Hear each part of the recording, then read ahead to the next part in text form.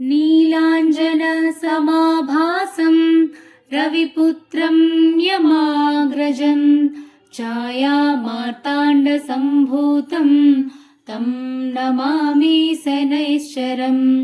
नीलाञ्जनसमाभासं रविपुत्रं यमाग्रजं छायामार्ताण्डसम्भूतं तं नमामि शनैश्चरम्।